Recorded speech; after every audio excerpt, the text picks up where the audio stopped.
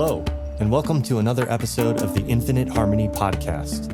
I'm your host, J-Dragon 3000. Today we're going to be discussing one of my favorite aspects of the Infinite Player and its meaning as derived from Finite and Infinite Games by James Carse, as well as an idea of the nature of evil and what it means to live from the infinite perspective. And let me assure you, it doesn't mean Voldemort or Skeletor, but it is one of the more thought-provoking philosophies on morality I've ever come across.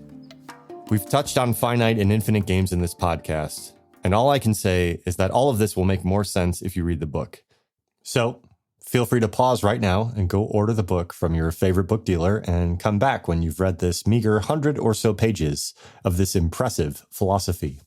Or, if you want to stick with us, I'll do my best to lay some context and cover the most basic idea behind this perspective as we head down the road of defining evil and living life. As the Infinite Player. Welcome to the Infinite Players Club.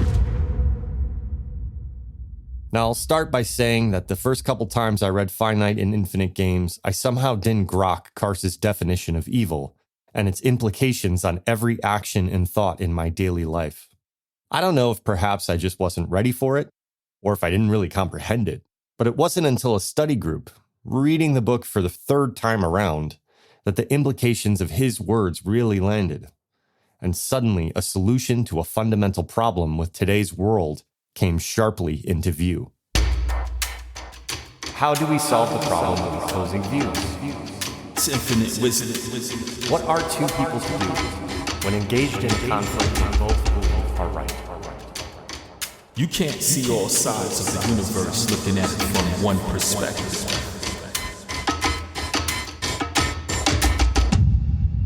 How do we solve the problem of opposing views, the clash of different ideas? It seems that everywhere I look throughout human history, war has been fought in one way or another over who has the right viewpoint. Now, I know often that ideology can be the red herring for the acquisition of land or power, that our morality can be used as a tool to persuade us into supporting a political party or nationalist agenda. In the United States, no one really thinks the war in Iraq was about weapons of mass destruction anymore. But nevertheless, often enough we are engaged in true diametric opposition of ideas or points of view that keep us from living in a world that fully embraces cooperation. What are two people to do, or two countries for that matter, when engaged in a conflict they both believe are right? How do we live in a culture that embraces and integrates opposing viewpoints? How do vaxxers and non-vaxxers live together in harmony? How do pro-choice and pro-life demonstrators come into agreement? How do we solve the epistemological crisis of the 21st century that has us often at each other's throats? How do we stop arguing at the dinner table and going to war? We start with the idea of evil. You know, the bad guy. Whether in film, literature, or history, the allure of the heroic tale, the struggle against a malevolent force, seems to be an intrinsic part of human storytelling. No movie feels complete without a villain to overcome. No hero's journey seems compelling, if not set against some violent counterforce. Even in realms like video games or comics, the paradigm persists. The hero must confront and vanquish evil. This thematic dualism persists even as we've made sophisticated advancements in ethical philosophy, questioning the very premises of moral judgment. Political treatises, social critiques, and academic discourse might grapple with the complexities of good and bad. Yet our popular culture, epitomized by the Hollywood machine, still thrives on a good fight. We need our villains as much as our heroes, even if in more nuanced contexts. We understand that such clear delineations are often erroneous. What I'm saying is, we like having bad guys in our lives. It simplifies things. Moreover, the perpetuation of this dichotomy also speaks to an enduring human trait: the willingness, even eagerness, to identify, confront, and even vanquish what we perceive as evil. You do it, I do it, everyone does it. Well, except maybe the Buddhists. At least the ones, who just watch the flies on their face while they eat their morning porridge. Those guys are pretty legit. But anyway, this brings up a lot of ethical quandaries, and it requires us to do some intellectual grappling, so to speak. You see, social progress and ideological enlightenment have taught us the dangers of painting with a broad brush, of branding entire groups or ideologies as purely evil. Yet the impulse remains. Hollywood might be selling it, but we are the eager consumers, buying into simplified versions of morality where the good guys triumph and the bad guys meet their demise. You may think of yourself as a nuanced thinker, resistant to judgment, and more empathetic than prior generations. However, it is likely that your mind still harbors the archetypes of absolute evil, universal touchstones of villainy against which all other forms of evil are measured. This isn't a flaw in our collective character, rather, a testament to the evolutionary utility of moral clarity, however simplified. The human mind evolved to make quick judgments about friend and foe as a survival mechanism. Even as we've moved beyond the savannah and into complex, pluralistic societies, these instincts remain. They shape our politics, our justice systems, and yes, our entertainment. The intriguing question, then, is how do we reconcile this primal urge for a narrative of good versus evil with the intellectual and ethical nuance that we've come to value? Can we indulge in the catharsis of seeing evil vanquished on screen while applying a more sophisticated moral calculus to the real world? Or is it time to redefine evil? Today, on the Infinite Harmony podcast.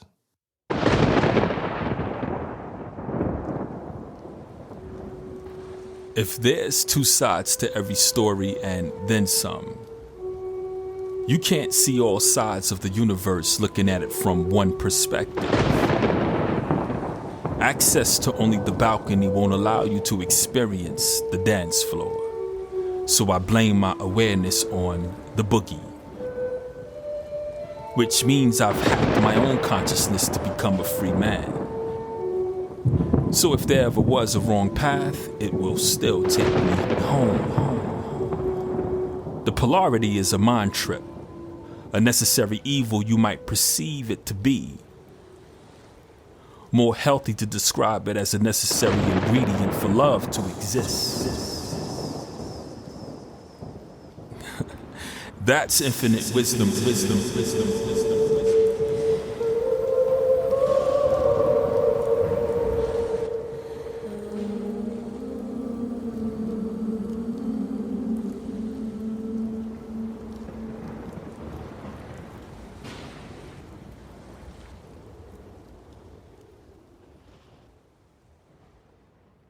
Evil, the ultimate moral polarity, a word that carries the weight of centuries of philosophical debate and ethical soul-searching. We'd like to think there are things upon which we can all agree. Moral absolutes, if you will. Murder, for instance, is often considered an irredeemable act, the embodiment of evil in many ethical systems. Yet, here we encounter the intricate paradoxes that make morality such a fascinating, albeit confounding, realm of human thought. In times of war, the absolute prohibition against murder becomes, well, relative. It's suspended, excused, and even lauded as a necessary evil for the, quote, greater good of a nation, tribe, or ideology. Here, then, is the quintessence of moral complexity. We proclaim killing to be evil, and yet often propose killing as the solution to prevent more killing. What kind of moral calculus allows for such ethical acrobatics? This is where science and philosophy part ways in their methods of inquiry. While science has mastered the art of reductionism, breaking down complex systems into their most fundamental components to better understand the nature of reality, it has reached a plateau of infinite complexity where the deeper it delves, the more unfathomable the questions become. Yet science rarely applies these reductionist tools to the matters of morality, which often remain the purview of philosophy. Philosophers have grappled with the ethical conundrums, employing rigorous logical tools to dissect the nature of good and evil, right and wrong. And like science, philosophy too often finds itself in a labyrinth of complexity, where each proposed solution uncovers deeper layers of problems to be considered. Each philosopher who joins the conversation adds the nuances that sometimes illuminate, but often further obfuscate our quest for moral clarity. The pursuit of the ultimate truth of evil thus remains a tantalizing but ever elusive goal.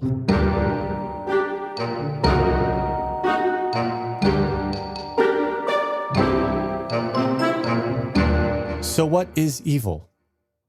Well, it's the Harkonnens for sure. And definitely Sauron. Or it's a construct of morality, a term laden with cultural, religious, and individual subjectivities. The absence of a reductive science of morality means that we are often left grappling with an ethical relativism. While this may appear unsatisfying to those in search of moral absolutes, it also opens up a space for intellectual humility.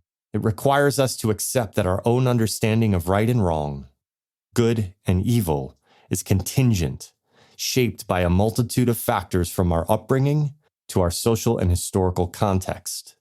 And even as we strive for ethical universals, principles that would apply across times and cultures, we must do so with the recognition that the terrain we tread is fraught with complexities and contradictions.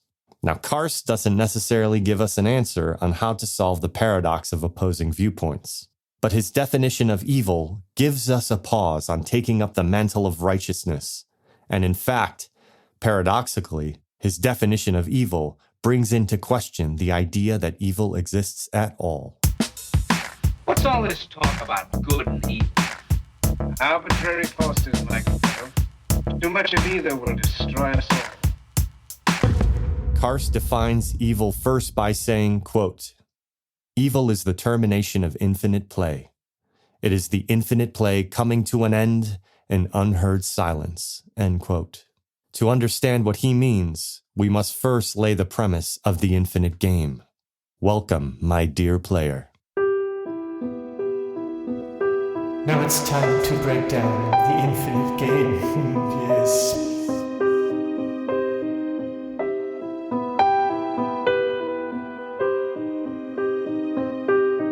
So what is infinite play? For those who haven't read the book, he distinguishes between actions of the finite and infinite players by referencing an idea of games. Finite games have a clear beginning and ending. They have rules. They have players with roles and titles, and are playing for the purpose of winning. If the game is won, it comes to an end, hence finite. Some games we play with no expectation of winning, but perhaps rank or title. The infinite game has but one true premise, which is everyone gets to keep on playing, all the time. Within the infinite game are many finite games, yet there is but one infinite game, which of course, though Carse explicitly never says this directly, is the game of humanity. The finite player is sometimes characterized by being unaware that they are playing a game at all. To them, the finite game is real, and there is a sense of limitation. And I'm not talking about a game of football here. I mean, at the end of that game, everyone takes off their helmet and goes out for a beer, which is more like the infinite perspective. See, the infinite player is always aware that a football game is just a game, that they're not just a football player, but a dad, a carpenter, a philosopher, a friend. And by taking on these roles, they're not limited by them. The infinite player can take off the hat of any role they play in life and look at it objectively as play. The finite player sees life as a game that must be won. The roles are serious. They are proud to be an American or a Muslim and oppose the enemy when necessary as a matter of life or death. The infinite player can also be American and Muslim, but paradoxically, they see these roles as just that, roles, voluntary and by agreement. Infinite players are free to change roles or to take off their masks at any point and have a spontaneous conversation about the game itself. Spontaneity is an important tool of the infinite player. Infinite play is always spontaneous. There is no written speech designed to coerce an audience into a viewpoint, or a machine built with one function. To Carse, a mechanistic view of anything creates a finite reality and limits what has yet to arise out of the vast web of agents engaging cooperatively in complex systems and creating spontaneity. To be spontaneous is to truly play. In other words, the infinite player begins every day without expecting an outcome. Flat tire? Fun. Spilled my coffee on my pants? Hey, it's a new look. My partner dumped me.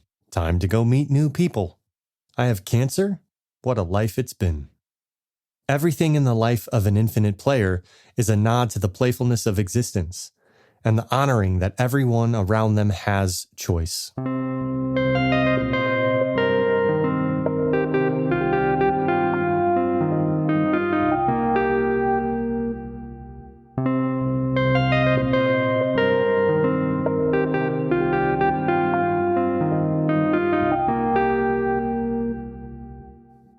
Carse says, quote, "We are playful when we engage others at the level of choice, when there is no telling in advance how our relationship with them will come out, when, in fact, no one has an outcome to be imposed on the relationship, apart from the decision to continue it."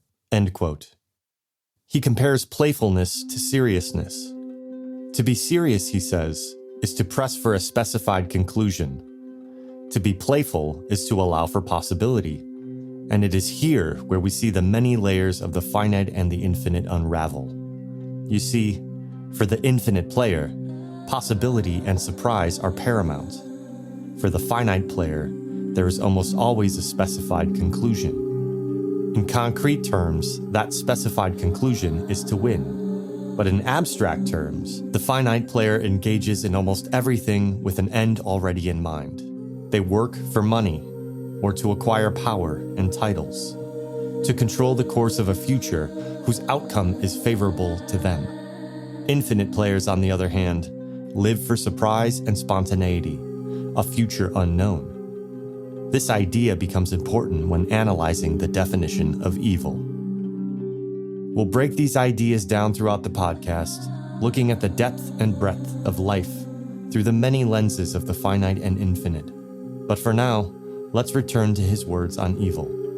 Evil is the termination of infinite play, coming to an end in unheard silence. This silence is not the silence of the player's voice, but the loss of the listener for that voice. In other words, it is when we stop listening, which is another way of saying when we've decided someone is wrong or not worth listening to. So evil begins as the simple act of deciding someone is not worth listening to. Their voice is no longer recognized as part of our reality. Think of how often this happens in our lives. How often we tune out the hordes of opinions and voices coming to us. For a person of science, how quickly is the idea of a flat earth tuned out, ignored, not considered for even a second? Or the idea that God in heaven is even possible. On the other hand, how many religious fundamentalists have you met that deny evolution or the calculated age of Earth? How many, insert opposing political party name here, simply deny reality despite being presented with what you would call irrefutable facts? It's challenging in the modern era to look upon any aspect of our society and universally consider it wrong. And yet, it seems that everything falls on the spectrum of left or right. And if by God my political party agrees with it, then so do I. But there is one event in the 20th century that almost everyone can agree epitomizes what we call evil: the Nazi genocide of the Jews. I use this example because Carse does, and because the actions of the Nazis in World War II are almost universally condemned throughout the world. I say almost because, unfortunately, there are outliers. But the atrocities of the Third Reich have become a precedent in human behavior we hope is behind us for good. Carse would agree. He says, quote, "The Nazis did not compete with the Jews for a title, but demanded recognition of a title without competition. This could be achieved, however, only by silencing the Jews. only by hearing nothing from them. They were to die in silence, along with their culture, without anyone noticing, not even those who managed the instruments of death, end quote. To be clear, we're not talking about the individual deaths, as atrocious and unforgivable as they were. We're talking about the death of Jew, the idea and history and culture of a Jew. To the infinite player, the individual death is part of infinite play. They do not play for their own life. They live for their own play and for the play of others. Finite players, on the other hand, play for immortality, not in literal terms, but abstract. Just walk through a graveyard and read the headstones, or look in the history books. Everyone wishes to be remembered for what they accomplished, to live on beyond their life in the body. To the finite player, this is a form of immortality. Now, some might also argue that medical science is literally searching for immortality. For the finite player, even death itself is an opponent that must be defeated. We see this often at the end of life when some fight tooth and nail to live just another year, spending tens of thousands of dollars and giving away moments lived to win back the time of life. So where finite players play to live, infinite players live to play. So as we said, most can agree the Nazis were evil. As infinite players, we see that they are evil because they attempted to silence not just a Jew, but all Jews. Had they succeeded, the death of a culture would have been a deafening loss to all existence. We humans have done well to remember the atrocities of World War II. But here's the thing. The Nazis weren't the first. Consider our conversation on the colonization of the Americas. As we discussed in episode 2, Western civilization has engaged in the silencing of culture for as long as it existed, and this colonization of countries and cultures by the Europeans is an equally universal evil.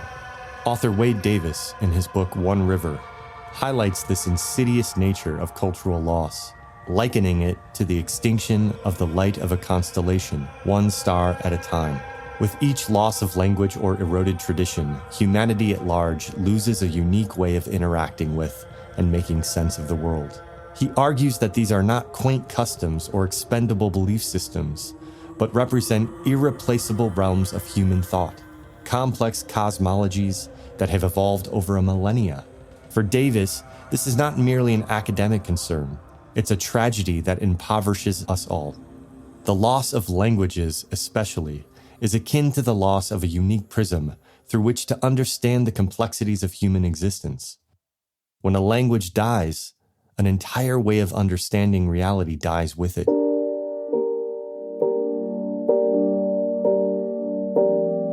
Each loss of language or eroded tradition, humanity at large loses a unique way of interacting with and making sense of the world. When a language dies, an entire way of understanding reality dies with it.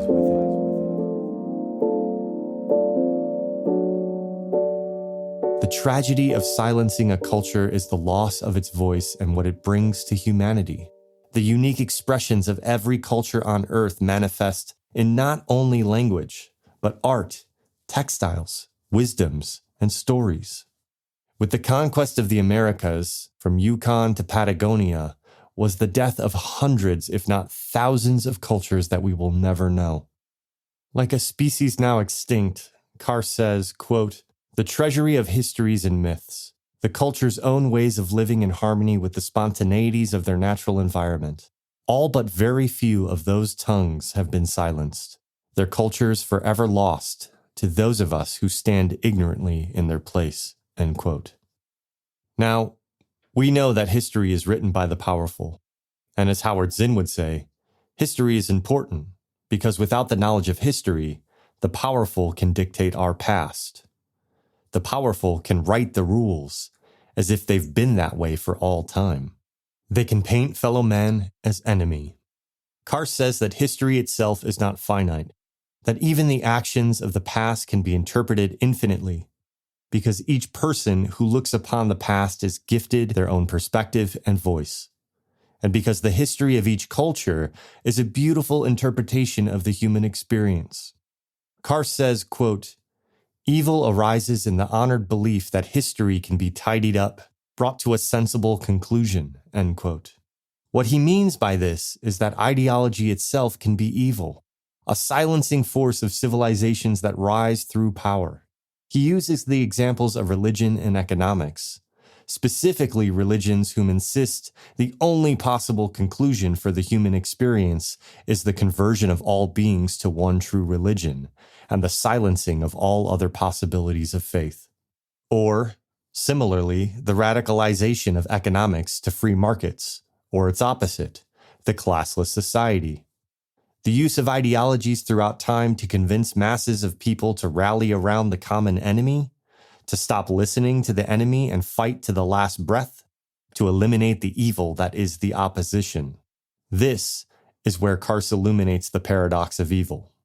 And this has become one of the most powerful golden threads of understanding my feeble human mind has ever come across. Ready? He says, quote, "Evil is never intended as evil. Indeed, the contradiction inherent in all evil is that it originates in the desire to eliminate evil." End quote. I'll say that again. The contradiction inherent in all evil is that it originates in the desire to eliminate evil. Everything we've talked about, even the Nazis, believed that they were illuminated to the truth of the good. When the Spanish overran the Aztecs and Incans of America, the presumption was that the natives were less than human, that their indigenous culture was a savage and godless culture, and that the great civilization of Spain and word of the Catholic God would save the savages from the damnation and better the world. Millions of indigenous humans and two of the richest cultures in the world were silenced and almost wiped entirely from the planet. Their past rings and echoes through myth and legend, through those who survived.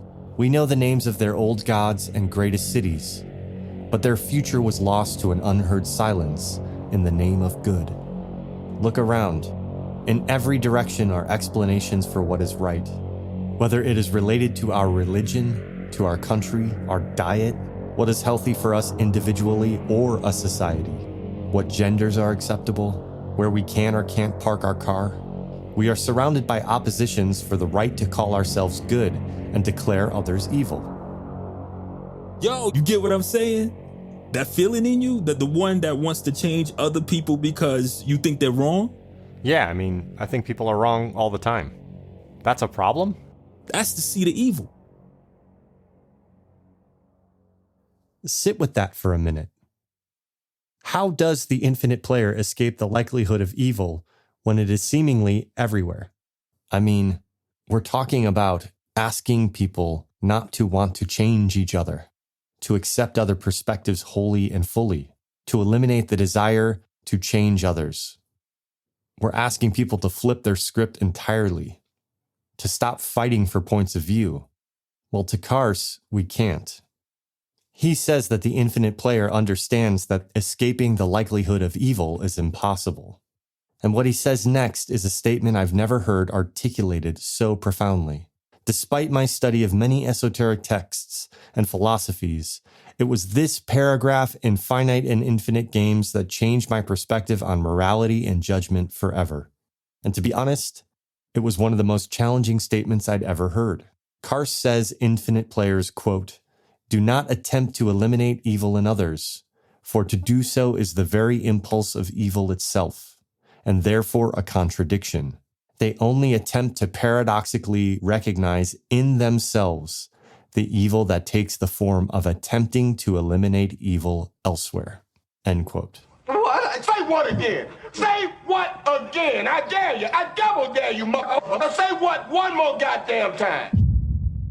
So like we said, the very act of attempting to eliminate evil in others, to silence their opinion, or to cease to listen to their point of view is the very act of evil itself. Imagine for a moment, if you will, a road, and on either side of the road are two opposing points of view, picketing, chanting for themselves against, well, each other. The topic doesn't matter: abortion, gay rights, communism, unions. To Carse, the act of attempting to silence the other, that's evil.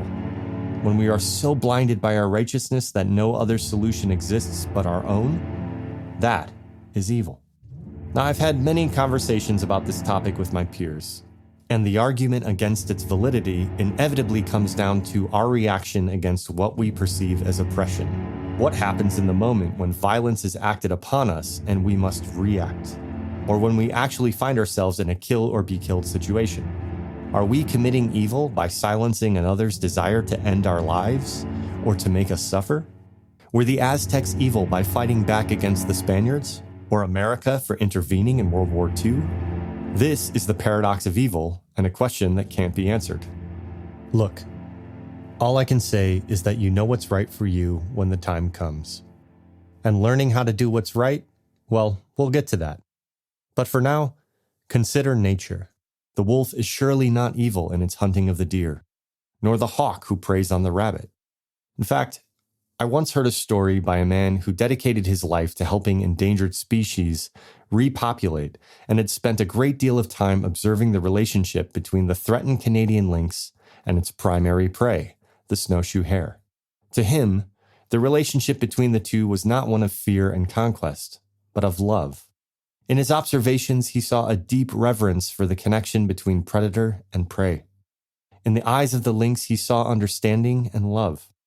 The population of both species were intricately linked, and the lynx was intuitively aware to take only what it needed, and would even feed on smaller prey when the hare population was low. So perhaps it's less about our actions and more about our intentions, to envision and act for a world that we perceive to be better or more enlightened is as natural an act as any. To stand for our beliefs is an expression of our gifts to the universe.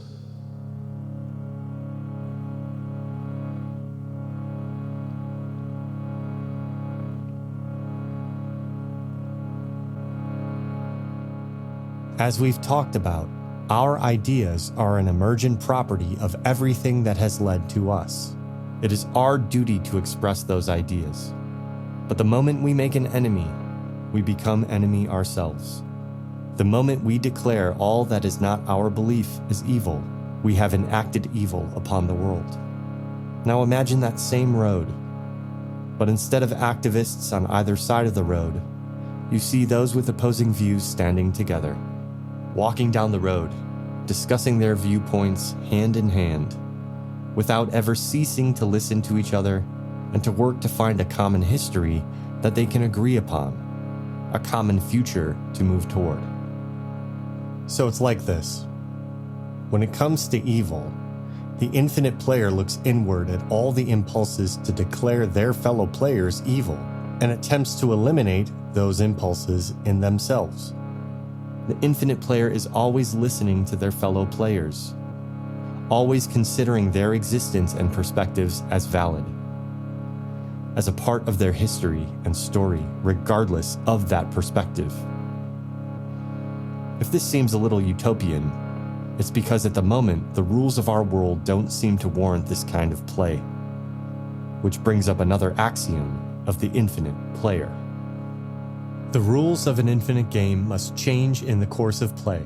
The rules are changed when players of an infinite game agree that the play is imperiled by a finite outcome. That is, by the victory of some players and the defeat of others.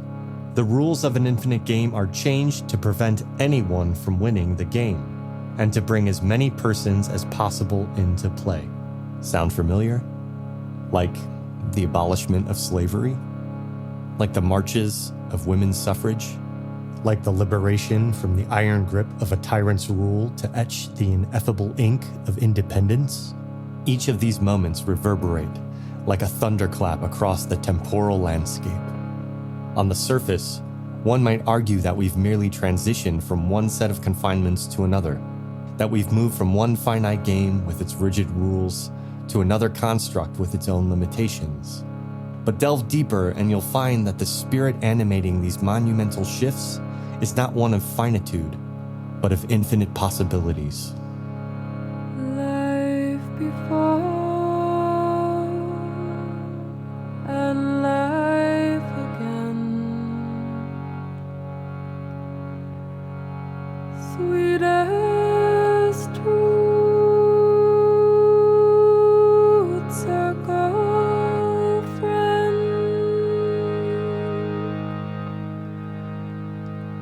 though my eyes close for the night, morning brings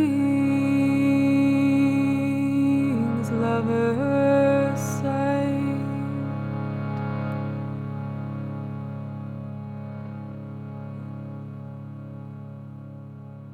As infinite players, we are moving towards everyone's freedom. The freedom to think, to feel, to express, and to be, even if we don't agree with them.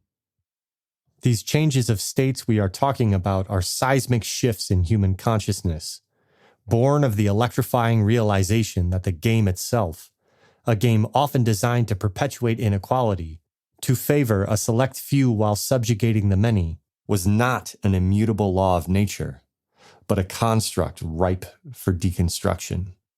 These moments acknowledged the deeply embedded scaffolds of power and privilege, laid bare their foundations, and with a clarion call of collective agency, declared, "The rules are rigged, and it is time to rewrite them ourselves. This, my friends, is the triumph of recognizing that the walls hemming us in are not built of unbreakable stone, but are mere edifices of convention, awaiting the sledgehammers of enlightenment and courage."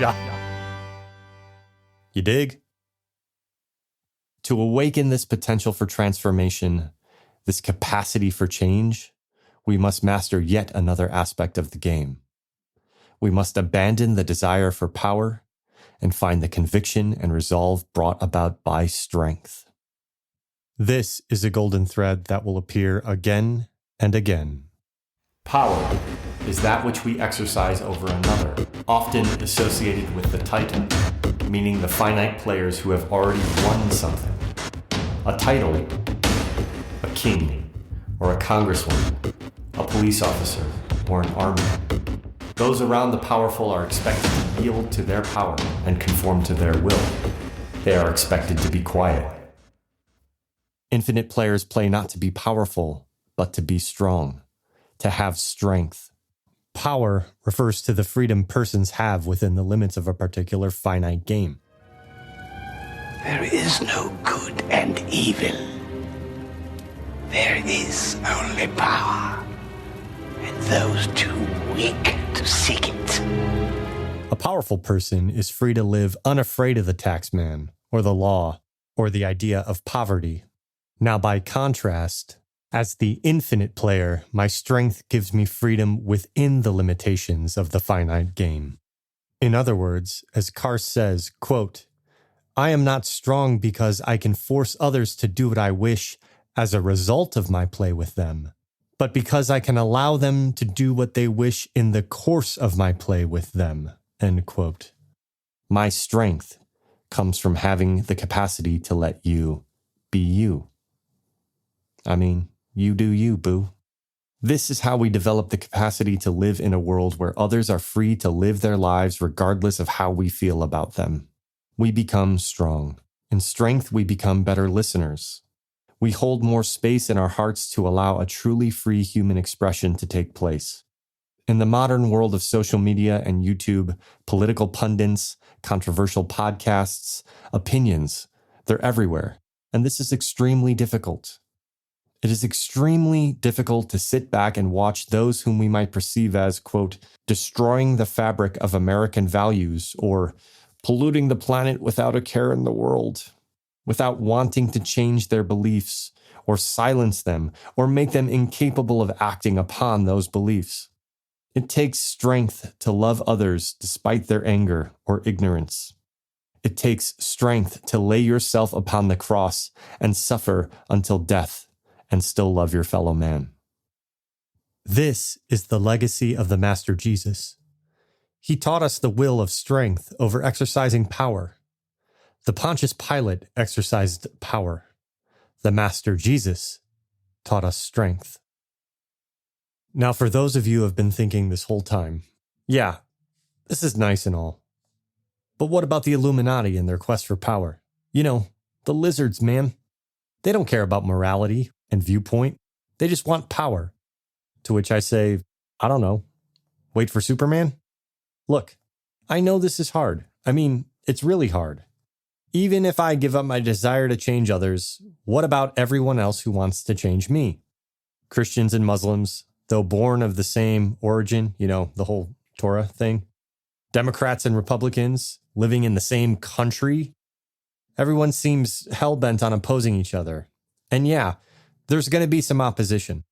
But can we allow everyone's voice to be heard and expressed? Can we love our fellow humans despite our differences? Can we make choices that allow everyone else to make the choice they want to make?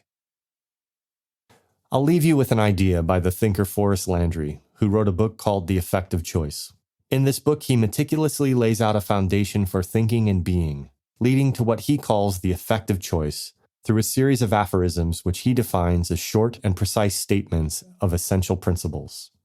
Now, Landry explicitly states that these aphorisms are precise, and that any dilution or reinterpretation of these aphorisms will lead to a distortion of the intended meaning. So we'll do our best here to talk about his work without distortion by keeping his aphorisms intact. So what does it mean to make an effective choice?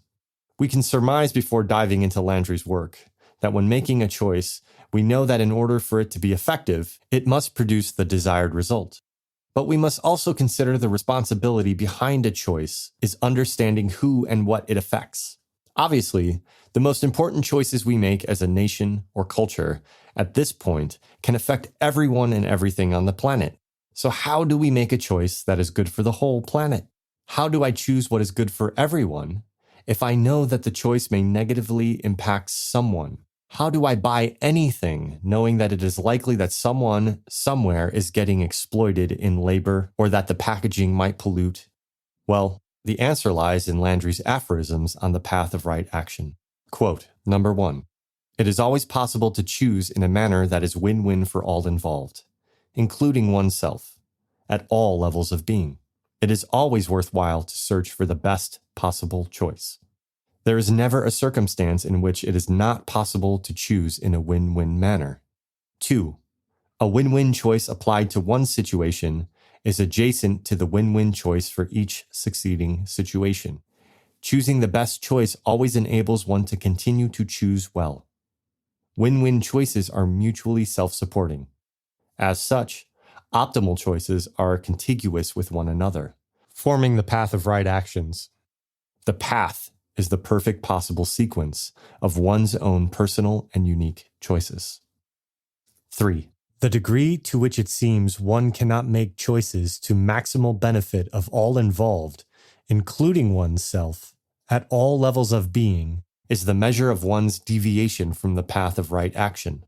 In circumstances where it seems that a situation requires a win-lose choice, the selection for the best choice of all involved will be the one leading in a direction of the path of right action, allowing the eventual convergence with one's own absolute path. End quote. As we can see, the paradox of evil, which is that desire in us to change others, can be governed by the path of right action. May we make choices that are a win-win for everyone. And when confronted with a choice that feels like win-lose, may we continue to follow a greater path towards right action, towards win-win for everyone. The infinite player plays to keep on playing, plays for the sake of everyone's play. Everyone wins in the infinite game.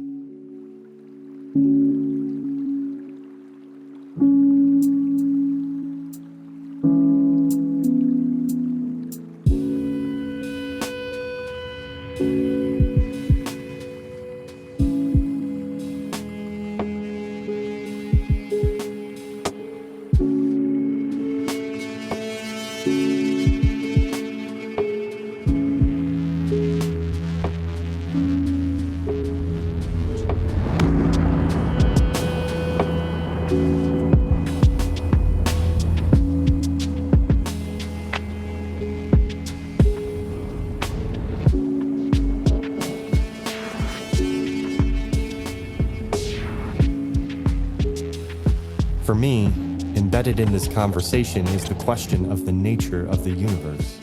From all angles, we as humans experience profoundly deep connections to each other and all things, and we experience the deepest suffering. Is there an inherent irony to the universe that we must suffer to live? Or is it that suffering itself is just one of the beauties of existence? Is there a malicious God who is wrathful that condemns us to eternal suffering if we don't follow the rules? Or is suffering as natural as the eventual wilting of even the most beautiful of flowers? All of whom we love will die, and all of who love us will experience our death. This grief is inevitable, and in being inevitable, we must accept its purpose in our lives. We must assume that everything is exactly as it was intended. I mean, how could it truly be any other way? From this perspective, why would we want to silence any expression of the universe? The infinite player can dance with the universe, inspire it with our words and ideas. We can make great things that will influence others to be better people, both for us and for themselves. We can engage in the genius of our own expressions, and the only ask of the universe is that we give everyone else the same freedom, the freedom to make the effective choice for themselves. With any luck, we rid our hearts of the impulse of evil. We are liberated from more, and we are allowed to live a life seated in pure creativity. We become creative collaborators, open to all possibilities, acting as infinite listeners for what is to come, and synthesizing our ideas with those around us, becoming emergent properties of the next phase shift of humanity, a humanity that can make an effective choice, a humanity that can truly become a civilization.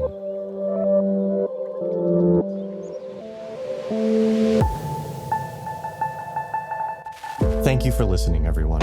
If you're interested in supporting this podcast or our work, you can become a donating member of the Church of Infinite Harmony. You can donate any amount you want, once a month or as often as you want. Feel free to take a look at our website, infiniteharmony.org, to learn more about us. We have a forum on the website where you can post questions for discussion that I'm happy to chime in on. So far, no one's found it, so don't be shy. Get in there, post a question. These ideas are meant to be discussed and evolved. So check out the website, become a donating member, post a question. A special shout out to my good friends and musical contributors in this episode. The poet Shamadi for just a taste of his epic poem, 52 Cards. My man Azira for exploring those places in music few of us are brave enough to traverse. To Coyote, aka Kai, for signing off on a new possible theme song. To my friend Mattia for that atmospheric ambiance. And to Runa, wherever you are. We miss you here in California. That's all I got. See you next time. Peace.